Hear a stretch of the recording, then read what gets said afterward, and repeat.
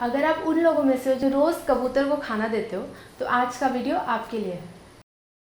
चट्टानों पर बसने वाले कबूतर शहरों में लोगों के पास इमारतों के छोटे खाली जगहों में रहने लग गए। लेकिन इंसान कुछ प्यार से, कुछ हमदर्दी से और कुछ धार्मिक कारणों से इन पंछियों को खाना खिलाने लग गए। दिन में 700 मील दूर उड़ने वाले इस पंछी को हमने दुकानों के सामने, मंदिरों में, रास्तों पर, कबूतर खानों में रोज़ खाना खिलाने लग गए। ये करने से हमने सिर्फ कबूतरों को ही नहीं बल्कि हमारे खुद के स्वास्थ्य को बहुत नुकसान पहुंचाया। हम कबूतरों को क्या खिलाते हैं? दाना। लेकिन कबूतरों में भी बहुत से प्रकार होते हैं। कुछ होते हैं जो बीज खाना पसंद करते हैं, कुछ कीड़े मकोड़ों को खाते हैं, कुछ फल खाना पसंद करते हैं तो कुछ सब्जी। लेकिन शहर में बसने वाले सभी कबूतरों को हमने एक समान खाना देना शुरू किया। इसके वजह से कबूतरों में न्यूट्रिशन डेफिशिएंसी होने लगा है। फलों को खाकर बीज बिखेरने वाले कबूतर और पेड़ों को नुकसान पहुंचाने वाले कीड़ों को खाने वाले कबूतरों को हमने ख़त्म कर दिया। हमारी धरती में हर एक जीव जंतु का एक भूमिका होता है, एक ज़रूरत वो पूरी करता है।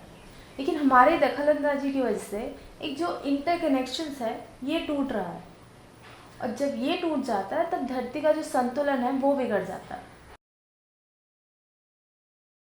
पंछियों को हमेशा एक ही जगह पर एक ही खाना खाने की आदत नहीं होती है। वो रोज़ सुबह खाने के खोज में निकलते हैं। कभी कुछ खाते हैं तो कभी कुछ। लेकिन हमने उनके एडवेंचर को पूरी तरह से ख़त्म कर दिया। लेकिन ये उनका एडवेंचर या एंटरटेनमेंट नहीं है, ये उनका हुनर है। खाने के तलाश में जाना उनके ब्रेन डेवलपमेंट के लिए बहुत ज़रूरी होता है। सिर्फ इतना ही नहीं, मौसम के हिसाब से खाना ढूंढ के खाना उनके स्वास्थ्य के लिए भी बहुत ज़रूरी होता है। लेकिन हमारे वजह से वो रोज़ केमिकली उगाए हुए खाना खाते हैं जो ना उनके स्वास्थ्य के लिए अच्छा है और ना उनके जीवन शैली के लिए। क्योंकि कबूतरों को बहुत खाना मिलता है, इसके वजह से उनकी आबादी बहुत तेज़ी से बढ़ रही है। नेचुरल एनवायरनमेंट में कबूतरों का शिकार बाज जैसे बड़े पंछियाँ करते हैं। लेकिन शहरों में इनकी संख्या कम होने की वजह से कबूतरों का शिकार बहुत ज़्यादा नहीं होता है। प्रकृति में संतुलन बनाए रखने के लिए फूड साइकिल बनाई गई है। हर एक जीवी किसी और जीवी का शिकार करता है।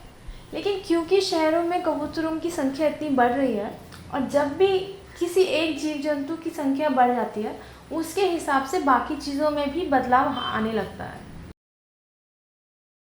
कबूतरों के पॉटी से हवा गुजरकर जब हम तक पहुंचने लगता है और उस हवा में जब हम श्वास लेते हैं तब हमें लंग डिसीजेस होने लगते हैं।